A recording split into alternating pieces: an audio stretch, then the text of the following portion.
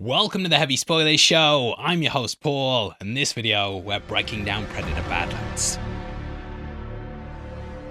After reviving the Predator franchise with 2022's Prey, Dan Trachtenberg has knocked it out the park this year with him dropping 2 Predator films in the space of 6 months. His third installment switches things up and gives us the first Predator film from the perspective of a Yautja. Bless you. Predator Badlands takes some massive swings to push the franchise into newer and bolder directions, and I can't wait to talk about it. The movie's full of hidden details and references to the films and comics, as well as its sci-fi sister franchise, Aliens. In this video, we're going to be going through it all and pointing out everything you might have missed. With that out of the way though, let's skip the long intro.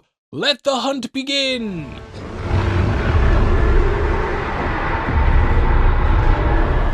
Now, the movie was announced as being in development during February 2024. Trachtenberg cited several influences such as Shane, Drax the Destroyer, The Book of Eli, Mad Max 2, and Conan the Destroyer. Trachtenberg is a massive video games fan as well, which we've talked about in our other breakdowns. He also said Shadow of the Colossus influenced it too, and you can kind of see that in this lone character seeking to take down a titan. Trachtenberg was also fascinated with the culture of the creatures, as it hadn't really been fully fleshed out on screen before. Originally, when they were making the second film, they had planned to have sequels that would reveal the Yautja culture. However, as we know, everyone hated Predator 2 for some reason, so it never got off the ground. However, since then, the expanded lore has filled in a lot of the gaps. Shooting began in New Zealand on the 27th of August 2024, and it was under the production name of Backpack, which you can see why that was. That takes us into the film itself though, and we begin with a 20th Century Pictures logo. The fanfare that ends with Yautja drums, and this sort of closeout was first started in Alien 3.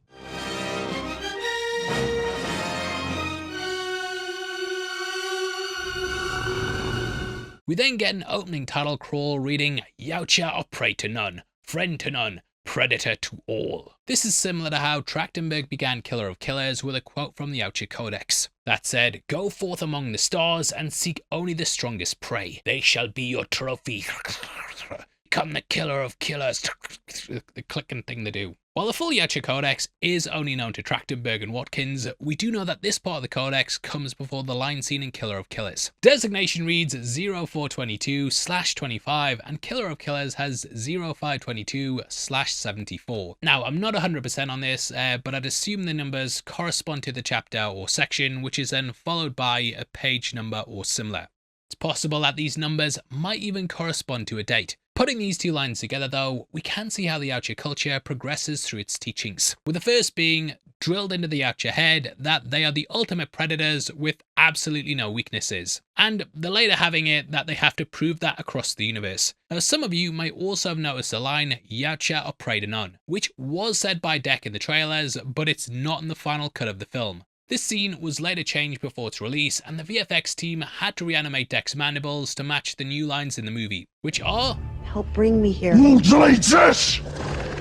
Also, if you pray to none, we have our Predator merch behind us that I think you guys are going to love at the merch store below, and you get a discount every shirt you buy more. But watch the video, yeah? Put your money away for now. We then open the film to a shot of Yauja Prime as Deck makes his way across the barren landscape. Something I love about this opening shot is that we can see lots of the other native creatures of the planet. They all get eaten by something bigger until the last gets clipped by Deck's speeder. We also got a similar scene in Prey where the Predator watched the food chain in action in the forest. It shows how the cycle of Predator and Prey is a fundamental aspect of every form of life, and whoever's at the top's the boss. This is something we see a lot more of once Deck reaches the Death Planet. Something else I want to also quickly mention is that while we don't know what clan Deck's part of, we can see in the opening sequence that they live in an isolated region of the desert. Yauja Prime is home to many different environments, such as deserts, jungles, and volcanic biomes that differentiate the species. This is also why we get slightly different appearances and clan practices. Most of the predators we've seen in the films are part of the Jungle Hunter clan, and predominantly they come from, can you guess it, the jungle areas of the planet. I got Abraham Lincoln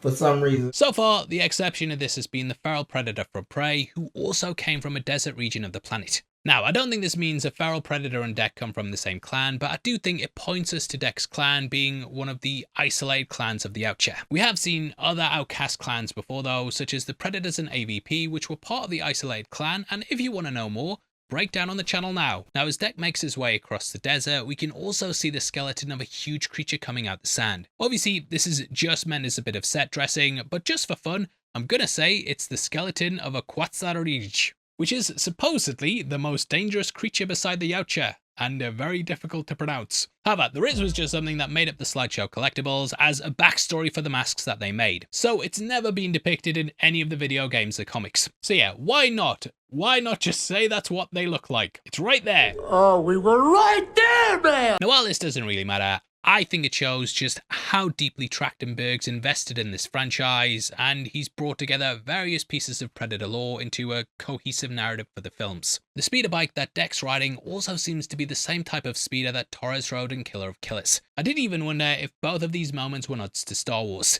We have the bike hovering off the ground just like Luke's land speeder, and the skeleton on the ground reminds me of the Crate Dragon from Tatooine. The backpack scenes with Deck and Thea as well are also clearly inspired by Luke and Yoda, and also Chewie and 3PO. Making his way to the coast, Deck then enters the cave where he faces his brother Qui. I also love the way he has a reverse zipline that pulls him up instead of down. Qui uses a cloak to sneak up on Deck and says that it's time for him to earn his before the two start duking it out. They're packing plasma swords, which are also clearly based off lightsabers. According to IMDb trivia, these swords in general did feature in the Dark Horse comic, so I can't find the exact issue, but yeah, if my editors have, congratulations, thanks for putting it on screen right now. What do you mean it's not there? Have you fucking fired? Get fucked! As the brothers fight, we learn Deck's not only much smaller than his brother, but that he's yet to complete a successful hunt. Thus, he's not a full member of the clan. In the original drafts, Deck was actually going to be blind and he'd use a specialized mask to see, which kind of played off the Book of Eli. And yeah, looking through what the Predators see in those point of view shots,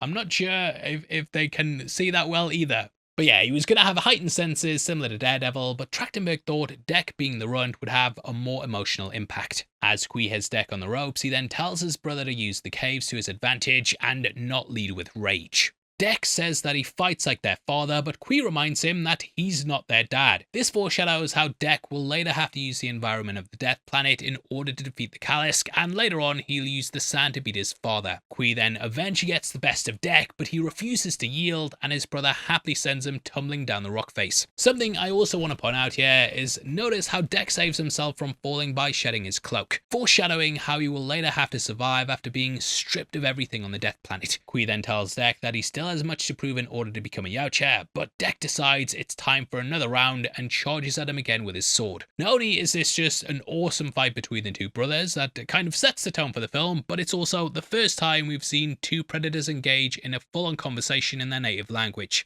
The fully developed Yautja language in both Badlands and Killer of Killers was actually created by Britton Watkins, who's a close friend and protege of Paul Frommer. He's the linguist who developed the Navi language for Avatar. Also wanted to clarify that when doing this video because I've seen so many people crediting Frommer for developing the Yautja language, which is just not true. Put some respect on Watkins' name. Now, to develop the written and spoken language of the Yautja, Watkins went over every instance of a Predator making any kind of sound throughout the films and video games. This was then matched up with any symbols and writing. In the end, Watkins created a working language for the film that would still fit with what came before. And it sounds like a shitload of work. This also extended into the written language seen on all of Deck's weaponry. Prop master Matt Cornelius recounted how he'd tell Watkins what the device was for, and Watkins would tell him what symbols to use on the design. While not specifying which were which, some of the writings on the weapons includes activate before throwing, stand well back, 60 meters range, and don't get in the way of this. A lot of the pieces also have Deck's family crest, which I think can be seen on the shoulder pads of his armor.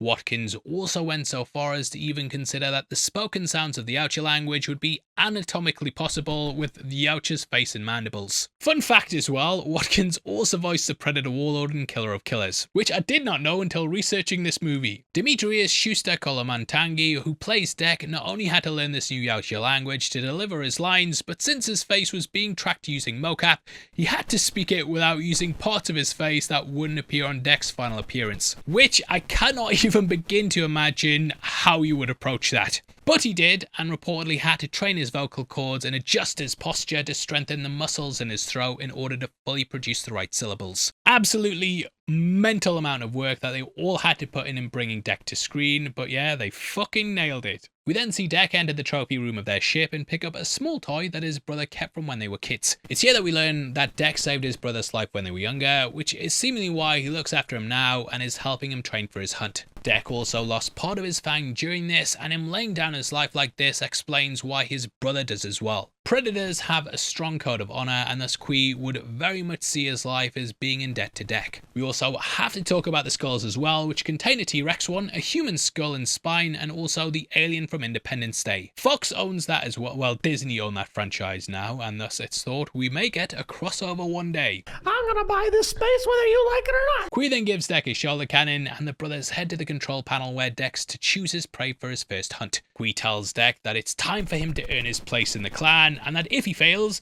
he can never return. Deck then swipes through the planets in the navigation system, and we get a really great little cameo. At the 706 mark, we can see Earth, and the figure shown is none other than Naru. Look, I'll hold my hands up, it might just be a generic Native American, but since the Predators would be aware of her due to abducting her and, Trachtenberg created prey, I'm gonna say it's definitely her. He then skims through until finding Genna, which Kui calls the Death Planet. This is the home of the unkillable Callisk, which even their father fears. And obviously, that's the one you pick, mate. If you're mental, that's like starting a game up and choosing hard mode from the off. I know some of you guys do it, you're fucking nutcases. Deck says that since their father thinks he's the weakest, he must kill the strongest in order to prove his worth. Before Kui can object further, the two are then interrupted by their father Nor's arrival. I love the way his bike's decked out in bones, and it shows just how much more of an accomplished hunter he is compared to Deck, who of course had nothing on his bike. Quick little fun fact as well, but Demetrius also did the voice and body double for Njor. Decked out in a horned helmet and sick white dreads, Deck announces his father's arrival and slices his hand as a sign of respect. However, notice how Kui doesn't do the same thing. This shows how desperate Deck is for their father's approval, whereas Kui has already proven himself. I think it's also kind of an act of defiance that leads into what happens next. Njor asks why he hasn't killed his brother yet, and we learn Deck's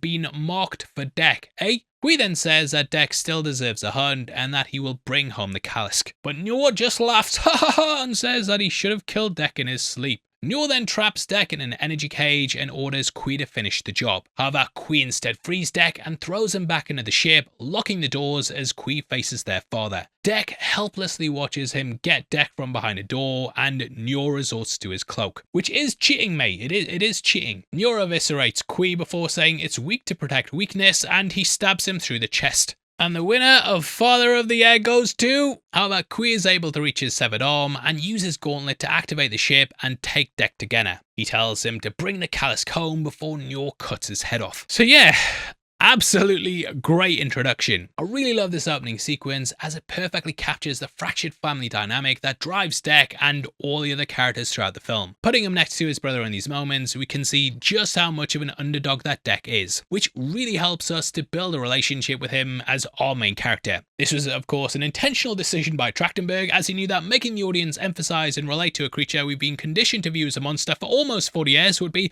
a very hard task. That's why you'll notice that in the first scene with Deck and Kui, they both have their masks on. It's only after we learn a bit about them that they take the masks off and we have a full conversation in Yautja. I think he does it expertly by first showing us something we're familiar with and then slowly introducing us to this brand new perspective. Speaking on how they approach this problem, animation supervisor Cole Rapley from Weta VFX commented, "You do go back to the 87 Predator and what they could do with animatronics then. As Arnold said, you're one ugly mother effer.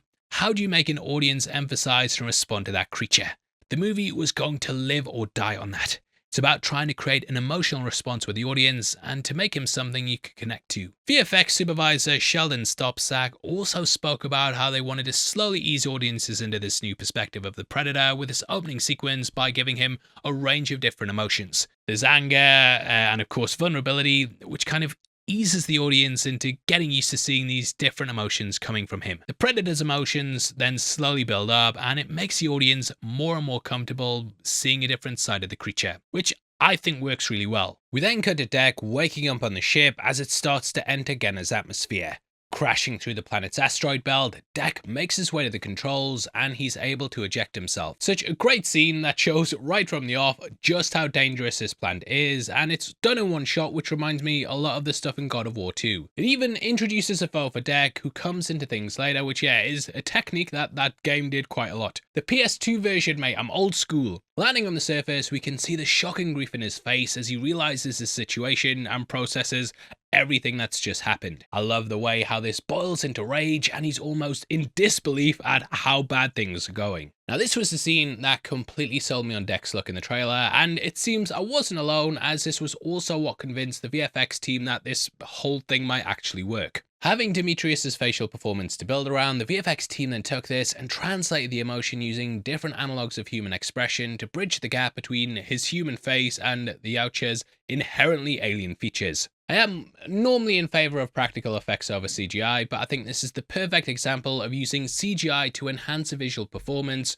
rather than replacing it. One last thing before moving on, the voice of the navigation system on Dek's ship was done by Stranger Things creators the Duffer Brothers. Trachtenberg was actually going to direct an episode of Stranger Things Season 5, but Badlands and Killer of Killers then got greenlit. They then got the go-ahead, and he dropped out as he couldn't do all three at once. However, the Duffer Brothers just so happened to be mixing an episode of Stranger Things at the same time Trachtenberg was mixing Badlands, and he realised he didn't have a voice for Quee's ship. So he asked them as a sort of semi-apology for dipping out on directing an episode of Stranger Things. Realising that he's now trapped on Genna, Dek vows to bring the Callisk home for his brother, and he begins prepping for the hunt. As Dek lays out his arsenal, we can see he has a couple of grenades, a plasma bow, spear, and also a shoulder cannon. Oh shit, the shoulder cannon's gone. You might have noticed that Dek's brother used this to grapple him back into the ship, and then Dek ripped it off his shoulder and threw it to the side. So yeah, that's now no longer an option. We then see another demonstration of the food chain with the vine creature and the baby dragon. Noticing something isn't right, Dek prepares for an attack, but is still taken by surprise when the jungle itself comes alive around him. His spear is taken, and though Dek stands his ground with a plasma sword, he barely manages to escape with his life. I feel like there's also some symbolism here of Dek's first fight being against a literal jungle, which are usually the hunting grounds of the predators in the films. This shows how Dek isn't like the other predators we've seen before, and absolutely everything is going to test him. As Dek looks out at the hazardous landscape of Genna, we then see him come to the grim realization of why they call this the Death Planet. It is literally made of monsters. We have creatures flying around and a giant worm thing perched on the underside of a mountaintop to the left. It's almost like it's part of the mountain itself, and this creature is a reference to the rock biter from Neverending Story, which funnily enough kind of parallels Dek's journey to stopping the Callisk. This then brings us to the title card of the film and the start of the hunt. I always like the idea of the game planet in Predators, and I like how Trachtenberg sort of expanded on that idea to give us a planet full of freaky monsters for Dek to fight. Along with mainly being shot in New Zealand, they also use the town of Te Kuti and South Head to create the planet's diverse and vivid landscapes. The name Genna is also likely a reference to the biblical Gehenna. This is a place of divine punishment for the wicked to atone for their sins, which you can see how this applies to Genna and Dek's journey to prove himself by enduring the harsh environment. Now left with only his plasma sword after his fight with the jungle, Dek cleans off his wounds and finds an exploding slug. Once again, showing how everything is gonna kill you. Now though he's never been connected to the Predator franchise, beyond people being like, oh, Rambo versus the Predator, this does kind of feel like a reference to Sly Stallone in First Blood. There he patches himself up almost in the exact same way near a river after his first standoff with the police. Rambo is also left with just his hunting knife, forcing him to use his surroundings to face off against the cops. Also love the expression on Dek's face here as he shrugs like, oh, guess I can't eat that. It's just a small moment that gives us a glimpse into Dek's personality and how he's really figuring things out as he goes. This completely contrasts the normal predators we see, as they seem to have a plan from the jump and immediately start killing everything in their path. We then pan across the jungle as we find Dek navigating through a field of tall grass before coming face to face with some kind of weird plant thing that begins to bulge with spikes whenever he gets close. So at this point, he hears a voice calling down to him from the cliff above. This is where we meet Thea. She's a Weyland research synth who was sent to study the indigenous life of Genna. However, after a run-in with the Callisk, Thea was left cut in half and then stuck in a tree. It looks really similar how Dutch was stuck in the roots in Predator when he first came face to face with the hunter. While activating her universal translator to communicate with Dek, we see Thea's eyes roll back to reveal the Weyland logo. This is a reference to the synth Andean alien Romulus. Romulus was in production at the time Trachtenberg was shooting Badlands, and he watched an early cut of the film with the crew while in New Zealand. Trachtenberg thought the effect with Andy was so cool that he immediately decided to steal it and use it with Thea. No, it's not steal it, it's the same universe, mate. It's all connected. While that's as far as the two seemingly connect though, this happy accident's a great way of keeping these worlds consistent, especially with both of them having massive comebacks the last couple of years. While trying to figure out what the hell Thea is and probably if he should kill her, Deck's attacked by the flying creature we saw earlier. I love the way it begins hunting him and basically uses the plants against him. Thea wants to help, however Deck tells her that Yautja hunt alone, so he decides to rush through the fields himself. However, he's hit in the neck by one of the spikes.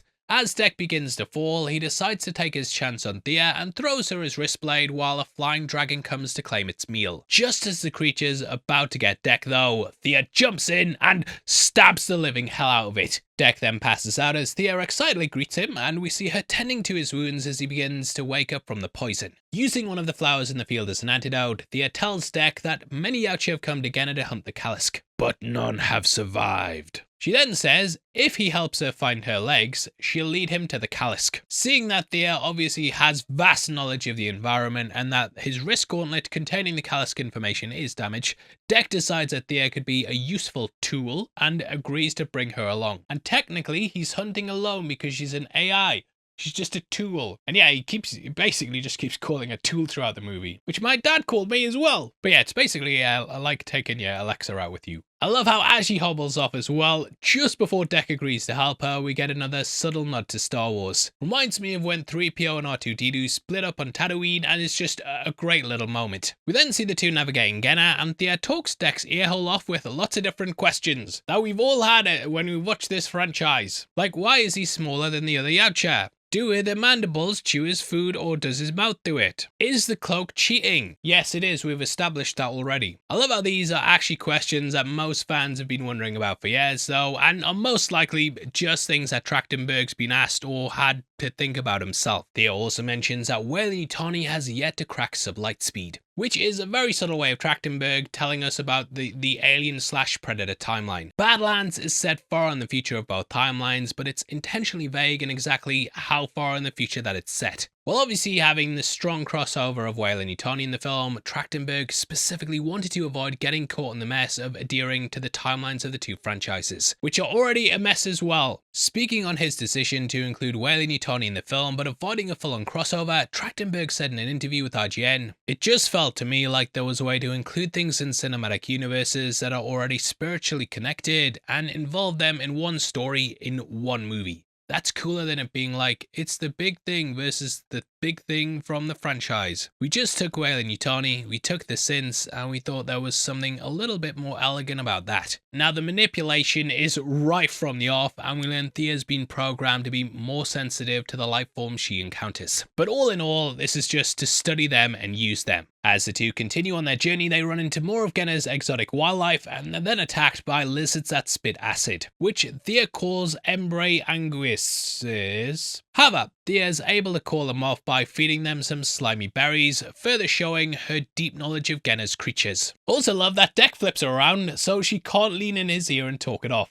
Thea then goes on to explain that she and Tessa were created as a pair, with her researching subjects in the lab and Tessa going out into the field. However, one day, Tessa allowed Thea to go with her, which is when they were attacked by the Callisk and obviously got separated. In Thea's case, literally separated. Thea says the last thing that she remembers is Tessa calling her name and reaching out to her, but that she refuses to believe she's dead. We then immediately cut to Tessa's mangled, lifeless body, which is such a good moment. She's a company loyalist, and this symbolically is shown not only in the eye, but also her forehead. The Weyland logo is directly over her brain, and this highlights how it controls everything. Before getting to Tessa, I want to quickly point out how this conversation is the first time we can see the parallels between Deck and Thea. Deck's brother was a full member of the clan, and Tessa is a full member of Weyland.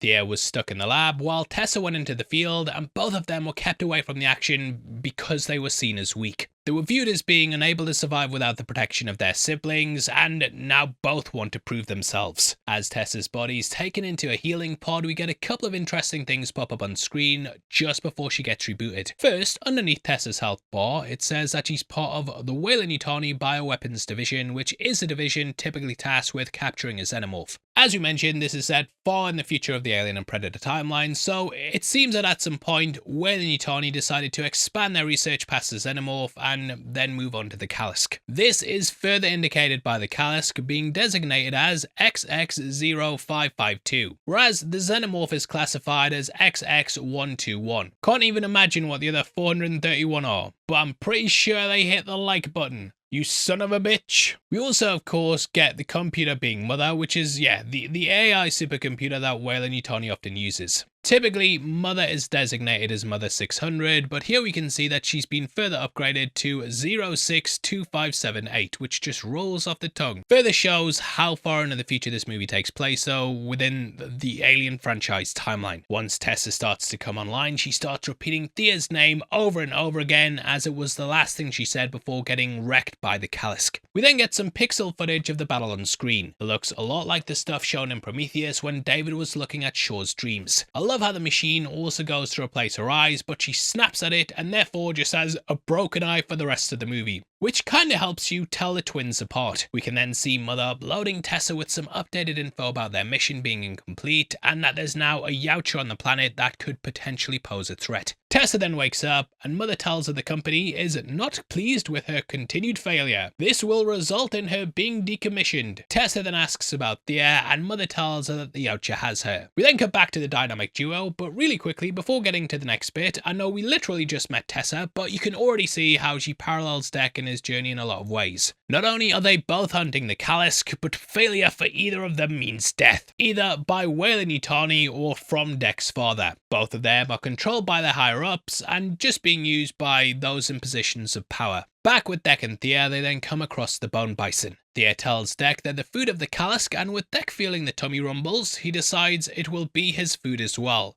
However, the bison is unfortunately grazing in a field of razor grass, which I love because even the grass is lethal here, and it just plays into the whole blade in blade of grass. It's good. I am easily impressed. While deciding his next plan of action, Deck and Thea are interrupted by Disney's new little cute monster, which Thea calls Bud. Deck growls at Bud to go away, but the little critter growls back at him before diving headfirst into the razor grass. Now, many of the fans out there, they see Bud as basically being a representation of how the franchise has been Disney-fied, and they're just reusing the Mandalorian playbook, which I don't really disagree with. However, we will talk at the end about why this was sort of a subversion, but love it or hate it, this was something Trachtenberg was aware of and ultimately decided was what Deck needed on his journey. Inspired by the Murloc creature from World of Warcraft, the director addressed concerns that Bud's too cute and how he affects the film. Likening Bud to Rocket and Groot from Guardians of the Galaxy, Trachtenberg explained that Bud's cute appearance is a way to conceal his true nature. When discussing it, the director said,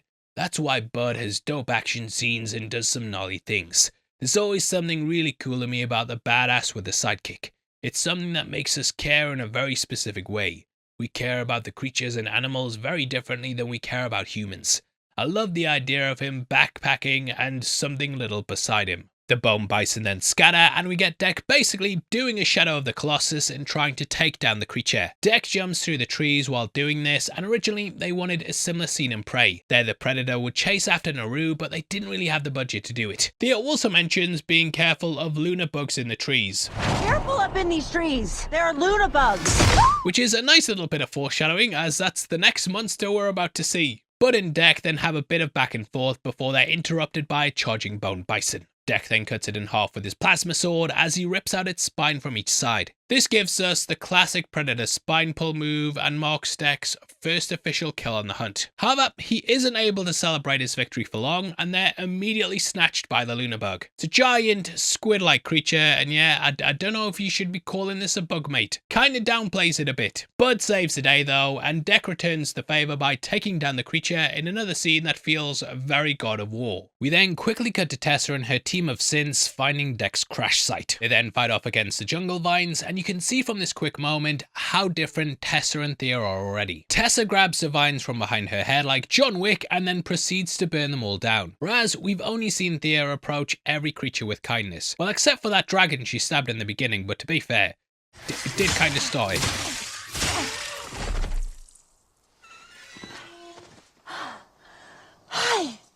I love how all the synths are also played by the same actor as well. Just a really nice bit of casting that kind of plays in the whole replicant theme and probably saved a shitload of money on casting. Haha! We then get some bonding after the fight with Thea recounting how great the day was. Thank you, seriously, for that experience.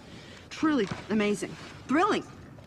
Truly thrilling. What was your favorite part? Deck then offers Thea some food, showing how he's earned a bit of respect for her after their hunt. However, she declines as synths don't eat food. Oh, no thanks. I don't eat, but that's very sweet. Thea suggests though that he shares it with Bud, who then spits on Deck as a thank you for the meal. Deck is furious, but Thea explains that she's mocking him as part of her clan. This later saves Deck's life as the big Callisk smells it on him. However, this strikes a nerve with Deck in this moment, especially as he has no clan. Deck then tells Thea about his brother Qui and how their father killed him for protecting him. Notice that as Deck says his father's the one who killed Qui, we can hear the classic Predator clicking sound. This is often heard on hunts right before a kill, and it shows how angry he is at the mention of his father. You might also notice this sound is made every time he talks about the Callisk, so it just ties into what he's hunting and what he really wants to kill. The pair then talk about what's driving them. Thea brings up how she's just desperate to get back to Tessa. Deck calls Tessa her sister, and Thea finds comfort in this as it's something she simply hadn't considered before. I guess she is. I have a sister. What a lovely thought. Now this is one of my favourite moments with Thea, as I feel like it's one of the best examples of how she's different from the other synths that we've seen so far in the Alien franchise. Thea's been programmed with emotions, and due to this she's been able to form real emotional bonds with not only creatures but also synthetics. This is something that none of the other previous Weyland Yutani synthezoids had, which is why most of them betray everyone in some way by the end of the film. Obviously, you know, there's some exceptions, but yeah, most of the time they see humans as disposable. Elle Fanning actually took a lot of inspiration from David Johnson's performance as Andy in Romulus, saying that it gave her the confidence to make her own mark on the character. The fact that she can form emotional bonds with creatures also explains how she forms bonds with other machines like Tessa. Saying that they have to find Tessa, Deck reminds her that she also needs legs. She needs to find legs. Was that a joke? Look at Deck over here, throwing out them zingers. Bow, bow, bow, bow, bow, bow, bow. But also mimics Deck as they make a bed, and it just adds some dimensions to the Yautja that we haven't really seen before. We then meet back up with Tessa, who's found Deck's ship. She comes across the toy, which comes into play later, and also the trophy room along with the arsenal of weapons. Never seen this freeze grenade before, and I couldn't help but think it might be inspired by the one in the Arkham games, but let me know below if you disagree, because it might not be. Getting up for another day of adventure, Deck tells Thea that it's time to go. Thea says though that they can't leave Bud behind. However, it seems like last night's bonding session has already worn off. He then reminds Thea she's just a tool and that Yautja hunt alone, so they leave Bud behind. As they continue their hunt, they then stop at a waterfall, which is one of those kinds of locations that appeared in both the original Predator and Predators. Finding a Callisk tooth, it's clear that it drinks here. Thea is still pretty annoyed about Bud, and they then talk a bit more about Qui and Nyor. I did think this scene kind of slowed the pacing down a bit, and they could have combined it with the last one, but meh, armchair scriptwriter here. Thea then tells Deck about the wolves from Earth and how the alpha wolf isn't the one who kills the most. The alpha is actually the one who best protects the pack.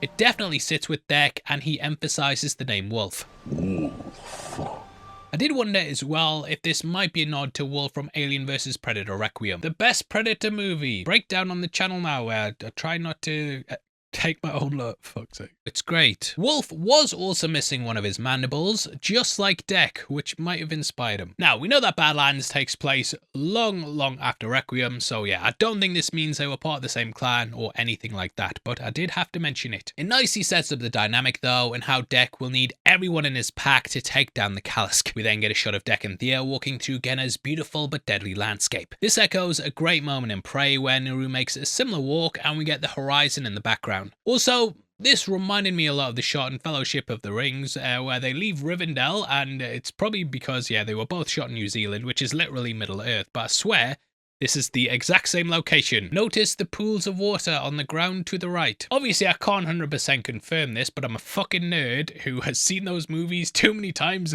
not to notice this kind of shit. Dec and Thea then arrive at the site where she and her sister are attacked by the Callisk. Here, it's a complete bomb site, and you can see the Weyland Yutani equipment scattered all around. I love how it's kind of rearranged it as well, and it seems like the Callisk has even made it into a den. Making their way through the destruction and dead synths, Thea finds her legs and hooks herself up to a computer. Dec then throws out another joke how it will be easier for him to walk now, but you can see he's kinda sad that he's no longer going to be carrying Thea around, further showing us how he's warming to her. He then tells her that she will be the first to witness his trophy and how it will be a great honour for her. However, Thea then crushes the moment and she tells him that he needs to leave as she's given Tessa their location. What the fuck happened to the dynamic trio, Thea? The dynamic three, the dynamic trio, the dynamic trio!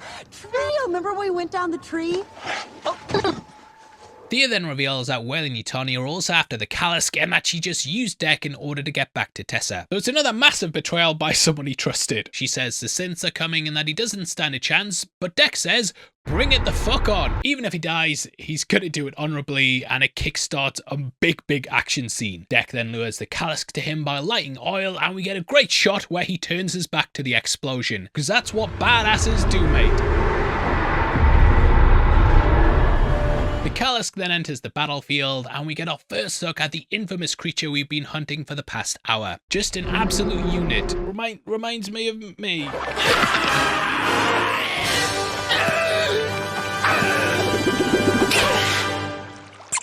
The look of the Callisk was inspired by a lot of the creatures in the Studio Ghibli films, along with the Colossi in Shadow of the Colossus, and weird deep-sea creatures according to the notes. Which, yeah, that basically sums it up perfectly. I also want to quickly point out that this is not the same monster we saw in the Arena and Killer of Killers. While they do look similar, the monster in Killers is called the Backbiter, with its mouth located on top of its head. Dec and the Callisk then stand off and roar in each other's face to signal it's fucking on. Quickly, we see why the Callisk is so formidable, as it's able to heal and regrow severed limbs and body parts. Even its head gets pulled back onto its body, which I think is such a cool way to handle, you know, the usual cliche of regrowing body parts. Something else to point out here as well is that when Dec cuts off its head and its tail, we never see the Callisk spilling any blood. This is actually a callback by Trachtenberg to the classic line from the original Predator. If it bleeds, we can kill it. This nicely shows that it's not bleeding because the Callisk is truly unkillable. I also love how Thea's constantly trying to reattach her legs, and more shit goes down to stop it. Oh, come on! The Callisk then drags Dec back into the arena, but Thea decides to lend a hand, and she starts shooting at it with a pulse rifle. Now, a detail that I love here is that while these are the advanced versions of the Yutani rifles, the M41A pulse rifles they're called, bit of trivia for you there. They actually used the same sound effect from the earlier films. In the end, Dec goes for the head, and Thor, you better be taking notes for Doomsday. Doesn't work, but luckily the Callisk smells Bud's scent. However, Tessa freezes the creature along with Dec, and the corporation capture them both. Dec then wakes up strapped to a table, and it's here he meets Tessa. Thea orders her to release him, saying he's just another broken tool, but she claps back by saying, The Yautja cull their weak. Why were you spared? Oof, fucking brutal, man. Dec then says he will crush her skull and rip out her spine, which is of course the Predator's classic move. You never told her why your brother protected you. Also, a detail that I'm just noticing now while doing this breakdown is how Tessa's voice is also altered to sound slightly more robotic, a bit like me because I'm very robotic. If I didn't know better, I'd say he was a robot. Just a really cool way to subtly show the drastic differences between her and Thea though. When discussing how she approached playing both Tessa and Thea, Elle Fanning explained that she saw Thea as someone open to the world, whereas Tessa's more guarded, methodical, and what you would traditionally think of as a robot. Specifically with Thea, I think she's quite a personality. You know, she's very spunky, she's very positive, she almost has this comedic edge, and that's very new and fresh for this franchise in this world. Tessa, she's a little bit different. She's a little more scientific and, guess a little bad, but She also explained that while they were sisters, different paths made them who they are. She said that in Tessa's mind, she's just doing the job she was programmed to do by the company. I feel like this is also symbolized by having one of Tessa's eyes locked in its robotic state. This shows that she's just not as human as Thea is. Thea also has sympathy for Deck and other creatures, which again makes her more human. Tessa then reboots Thea, who's completely ecstatic to see her, and she immediately begins telling her about the adventures with Deck and all the cool things they saw. However, Tessa is only concerned about the mission. Thea, you were right about the Callisk. The creature is a regenerative miracle. Humanity will thank us, and Mother will be pleased with your additional catch. Realizing she's talking about her BFF Deck, Thea tries to convince Tessa to let Deck go. She says he's not a good specimen, never hits a thumbs up, and should just be let go. Tessa just keeps on with her tests though and injects Deck with a sedative. I like how you can see the neurons firing in Deck's brain as he's freaking out on the table, but they stop as the sedative starts to take effect. It's a torturous scene in which Thea begs to keep Deck safe, but Tessa just coldly carries on. It's only when Thea shuts the machine down that Tessa questions Thea, who she also doesn't really see as a sister. Thea tells Tessa We can be more than what they ask of us. and that they could actually be sisters. However, Tessa looks at Thea like a fucking idiot and reminds her that Mother gave them emotions not to be able to understand other creatures, but to use it to exploit them. Tessa then reveals that she was never trying to rescue Thea and that she was only after the Callisk. After they were initially attacked by the Callisk, Tessa realized Thea was weak and realized the mission would have a better chance of success without her. When we first faced the Callisk, I tried to protect you. And that almost cost me everything. Much like Njor's judgment of Deck's place in the clan, Tessa echoes Deck's father by saying the weak must be culled and how she basically almost suffered the same fate as Kui by trying to save her. I almost made the same mistake the Yautja's brother made. The weak must be culled. And Thea, you're broken.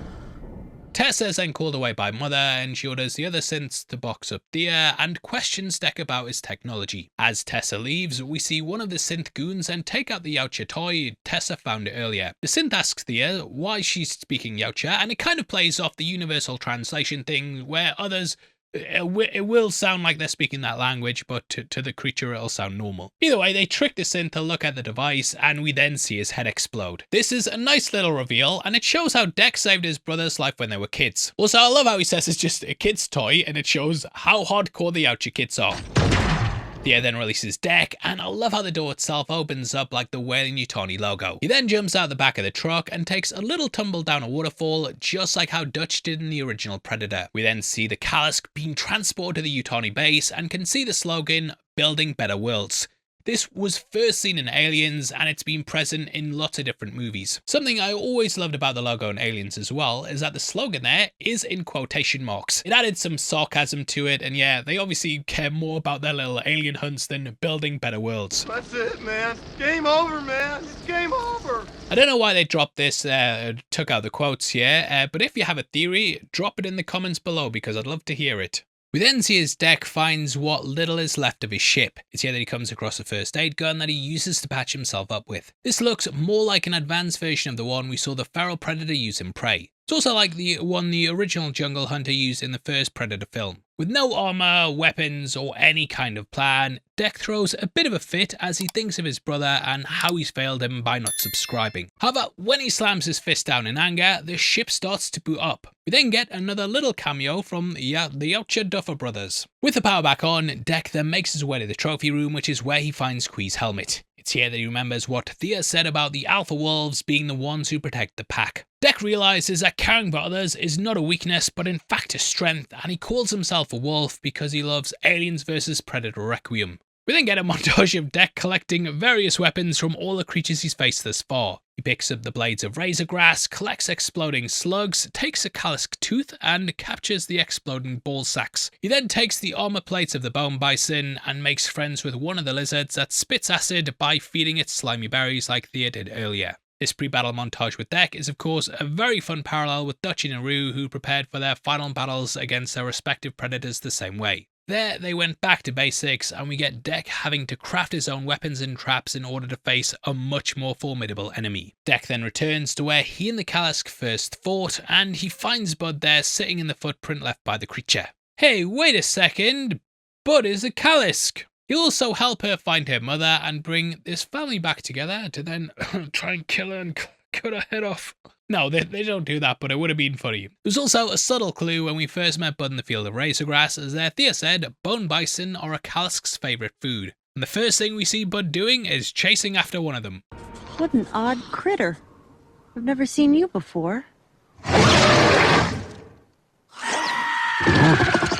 Deck then finds Thea's legs, and we get an action shot of the dynamic trio ready to take the fight to Weyland Yutani. I love the way the acid hits the synths as well and just slowly melts away, and we get a reveal of Deck's homemade mask. It's some ninja shit. He's used the razor grass to make a whip, the bone bison plates as armor, and the acid lizard now works as the plasma caster. It's just a great way to show Deck's progression throughout the film, and this also calls back to how his brother told him to utilize the environment. Deck then uses his new toys to completely wreck the synths, Assassin's Creed style. Clears a path for Thea's legs, but we see how she doesn't really need the leg up, because she shows the synth defeat. She shows the synth's defeat. She foots the bill. Oh, brother, this guy stinks! While this is going on, we see Tessa sharing the data on the Callisk with Mother in order to complete her mission. However, when she asks about Deck, she says he's dead, which you can obviously see she's not really being honest about. She clearly doesn't want to make it look like she messed up though, and it's just all about being a career climber. Mother is of course just a stupid computer as well, and she buys it because she's been programmed to be loyal. However, in injecting human emotions into them, both she and Thea can also be duplicitous. We then cut back to Deck, decking out the synths. The fight is super cool, but my favourite part's just the little lizard spitting in everyone's face and how he and Deck are truly working together here. Man, I really hope nothing bad happens to that little guy. No! Mirroring this, we have the legs wrecking shop, and I love how both that and Thea just drop like Andy's toys when the gods show up. Supposedly, Fanning can keep her eyes open for a really long time without blinking, and the scenes of her dead-eyed, wide open, and being shut down, that was not an effect. It's kind of more of a boring version of that freaky thing Bill Skarsgård does with his eyes for Pennywise, but I appreciate it. Fanning also has double-jointed elbows, which we can see in a fight scene coming up, and it reportedly really freaked out Demetrius as he thought she'd broken both of them. We then cut back to Thea as she and her legs beat the shit out of some synths in a really cool action sequence that absolutely, it's ridiculous, but it ends in a really cool way with Thea high-fiving her feet. Now, how did they do the fancy moves that Thea's legs pull off in this fight sequence? Well, most of this was shot on a mocap stage where stunt performers rigged to a harness would run up a wall and then be flipped over by the harness, create this shot of the legs running up the guy's torso. The other shots of the legs fighting and walking around were done by a stunt double wearing a blue screen on their upper half. Eventually, everyone then meets back up, and Deck calls her Thea for the first time. Thea also calls him Deck of the Yautja. This again highlights the parallels between Deck and Thea, as they both provide the respect and recognition that the other so desperately needs outside of their abusive family dynamics. Deck is desperate to be seen as strong alongside his fellow Yautja. Thea, though, just wants the respect and acknowledgement of Tessa that she can stand alongside her and not be left behind in the lab. Both are now whole as well, with Thea finally being back together. In being able to recognize each other, both Deck and Thea are able to turn their weaknesses into strengths. Deck then gives Thea the lowdown of Bud being the child of the Callisk, and we then get the final showdown. As Deck sets off the alarm to distract Tessa and the other synths, Thea and Bud then make their way to the Callisk, and Deck's surrounded by an army of Yutani soldiers. As they approach Deck meditating in the heat of battle, we see that he's rigged the entire area with exploding ball sacks. Came out wrong that. Once the soldiers close in, the lizard sets them off with its acid spit, and everything just goes tits up as the synths start exploding one by one. However, Tessa then joins the party in a big power loader, similar to the one that Ripley used to fight the Alien Queen in Aliens. She also has Deck's plasma cannon. Tessa then points the sights for a 100 XP headshot, but the acid lizard jumps in the way and takes a hit for the team. I will remember you. this proves that it's not about the skull trophies, but the friends we made along the way. Also, notice how this blasts Deck's bone mask off. This keeps up the tradition of the Predator taking off their face mask before their final boss fight. This is actually a rule in the Yautja code as well, as a hunter must reveal oneself when in a duel with an enemy. Which is also why they turn off their invisibility cheat, because yeah, why else would you do that? Cheating is bad, no. Deck then faces off against Tessa in the power loader mech as she tosses him all across the map, and we cut to Thea and Bud rescuing the Callisk. I love the way the eye doesn't work here, and she basically has to pretend to be her sister, even deepening her voice to do it. Luckily, Bud arrives to provide a distraction and Thea knocks him out. Back to Deck, fighting for his life, he's able to get the drop on Tessa and he climbs to the top of the power loader, however she locks him out with the windshield. She asks Deck what it's like to be hunted and he says, "You tell me." The Callisk then jumps onto the battlefield. Now this is actually a reference to Hard Target with Lance Henriksen and Jean-Claude Van Damme, as Henriksen played Bishop in the Alien franchise. How does it feel to be hunted? You tell me! As the Callisk attacks Tessa, Deck helps freeze the arm, which freeze is the Callisk. Rips the power loader apart and Bud saves Deck from a falling piece. We then see Thea show up and help Deck to his feet while the Callisk eats Tessa. The Callisk then flips over the power loader and roars as it stands on top of it. This parallels how the Predator does a very similar victory roar after completing a kill. Bud and the Callisk are then reunited and she and Deck touch forehead in a sign of respect to each other that they've accepted one another as family. Just a big old monster robot family, yay! However, the victory doesn't last long. The Callisk begins to heave and puff out smoke until it freezes from the inside and then completely shatters, which might be a Terminator 2 reference. In this, it's revealed that Tessa's still alive, but now she's looking like Nebula. She's half frozen and half digested, and it's a great devolution for the character. Or evolution, rather. Tessa then confronts Thea about betraying her, and she now wants to throw out the sister card. If we're sisters though, why are you putting the laser cannon on me, love? Thea tells her they're not sisters, and Deck comes from behind with a piece of razor grass to stab her in the throat. Deck then takes back his plasma cannon, and Bud comes to rip Tessa's head off with her spine still attached. This is of course the Predator's classic victory pose, and it's also a nod to how Bud was copying Deck earlier. Thea once again proclaims him Deck of the Yautja, but he says not yet. There's still one last thing he has to do. I also want to point out that this is the first time in one of these films that a Predator has successfully survived an entire hunt. Let's go, Deck! We then make our way back to Yauja Prime, where Deck's come to present his father with his trophy. As the rest of the clan watches from above, Deck says he's come for his cloak and he throws down Tessa's head at his father's feet. Deck's father then looks at the head and says, "What the fuck is this?" and that he and his brother are a disgrace to the clan. You're a disgrace. He orders the two guards to get rid of Deck, who reveals his new wrist blades made of razor grass and quickly takes them down, showing just how much he's learned through his time on the Death Planet. Deck then faces his father and the two begin a duel while the rest of the clan watches on. Deck is able to not only hold his own but also stab his father in the leg. Nor, being the deadbeat that he is though, he's not a very good sportsman. He decides to basically fight dirty and activate his cloak. However, Deck's learned a few new tricks himself and he turns on the ship's thruster to create a sandstorm which reveals his father's location. He then stabs him with his wrist blades. Now this ending sequence was originally much shorter, with the two having more of a samurai style standoff where they cross swords with each other and Nyor got his arm cut off. Which, the arm cut off thing, if you watched our Predator breakdowns, you know, it's pretty much a motif that happens in most of the movies. However, watching the scene, Trachtenberg decided it needed to be bigger and had the entire thing redone on a mocap stage, including adding in more elements of Yauja Prime, along with the clan gods and geographical features. Trachtenberg then added the sandstorm element as the sequence began to grow to reflect Deck outsmarting his father. Also, I have to point out that cutting off the arm and what he's doing here, it's basically a mirror of what his father did to Queer at the beginning of the film. Deck then pulls off another one of his father's moves and traps him in the same energy barrier that he used on Qui. Deck then stabs his father's helmet with his spear and rips it off his face, telling him to yield.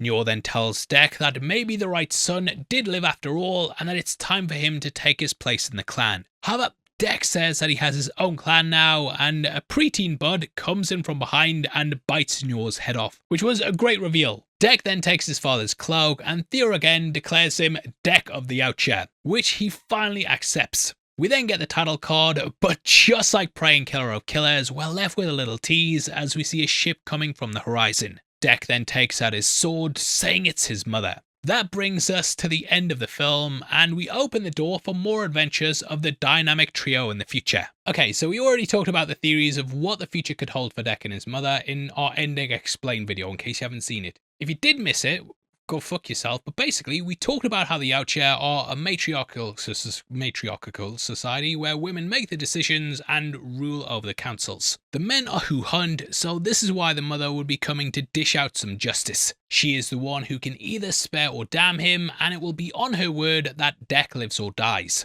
Again, we've talked about it in depth on our ending explain video. However, I did have a few different thoughts on how this could tie into Alien while doing this breakdown that I thought would be quite fun to get into. So this is a motherfucking theory time.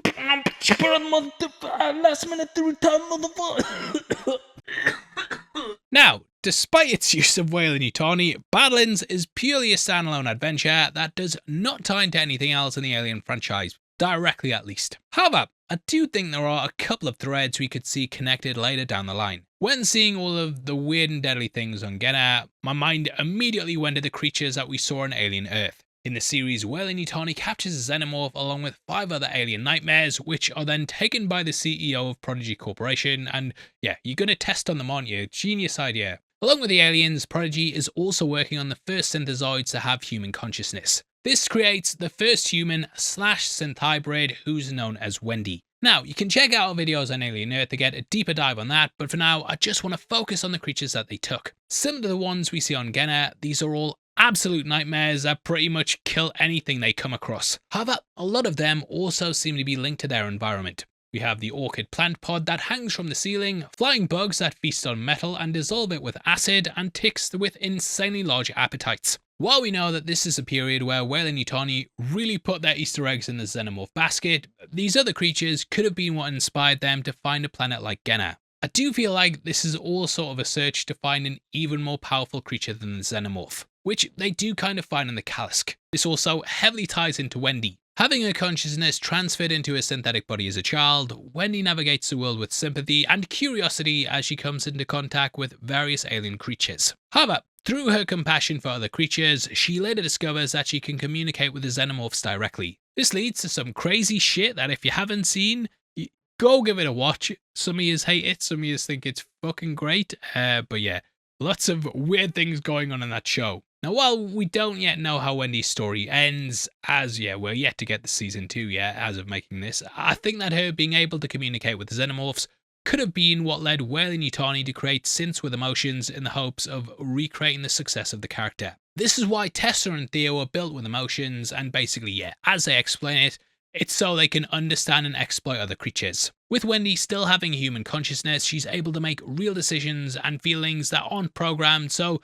it would make sense that Yutani would try and recreate that in a synth that they could fully control. While this seemingly worked for Tessa, we can see the addition of emotions are also what causes Thea to relate with Deck and take the same path that Wendy did by embracing him and the others. It could even be possible that the other creatures featured in Alien Earth could come from the Death Planet itself, which is why they later build a base there to study the creatures in the future. Badlands was in production at the same time as Alien Earth, and Trachtenberg said he and series creator Noah Hawley had no idea what each other were doing, besides the fact that Weyland Yutani would be used in Badlands. Hawley sent Trachtenberg the episodes they'd finished of Alien Earth to make sure they weren't treading on the same ground, but Trachtenberg did say he was certainly leaving things open to be included upon, and ideas to be taken if someone else wanted to. And yeah, that was me, I wanted to. Trachtenberg has also stated that a Predator and Alien crossover could be on the cards. However, he's always said it would happen in a way we wouldn't expect. I think if we lay the pieces out on the table, we can see where some can fit together, and either Trachtenberg or another more talented and creative person than me will make it all connect. But that wraps up our theory time for now.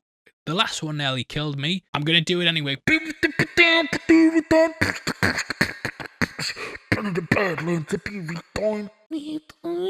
Now, while our theories on this setting up a secret Alien vs Predator movie, it didn't pan out, I'll admit it.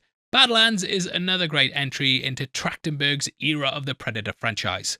Like Prey and Killer of Killers, I think the director's great at bringing in lots of new elements while also keeping things contained to the story that he's trying to tell.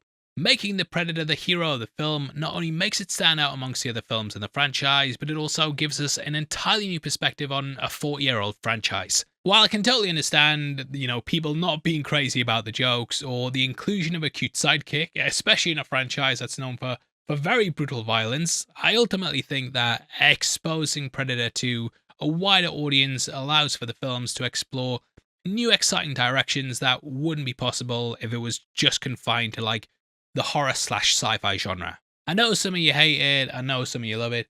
For me, some of the jokes work, I think that's always the risk with doing humor in something, your jokes are gonna land or they're not, and if you have a good batting average, you think this movie's great, it's funny all the time. If they don't land, you're like, this is so fucking annoying, and they keep doing jokes that don't hit.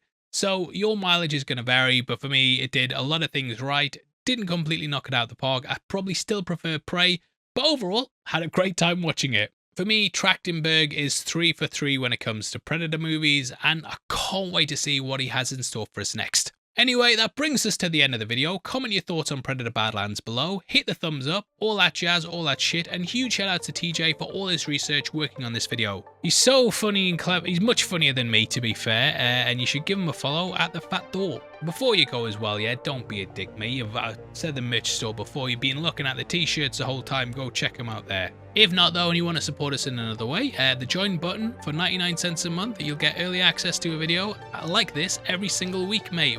We're doing it, we've done 6 months so far, no breaks, more than one a week, a lot of weeks, and yeah, we're keeping that for you guys, so thank you for all your support, really means a lot to me, and yeah, thank you for all of that. Because you don't have to do it, but you still do, and that really means a lot to me, so thank you. Now, if you want something else to watch, guess what, mate? Got a breakdown on screen for you. Step right up, step right up. We got more shit explained to you in an annoying British accent. If not, I can totally understand why, mate. I'll see you on the next one. Take care. Peace.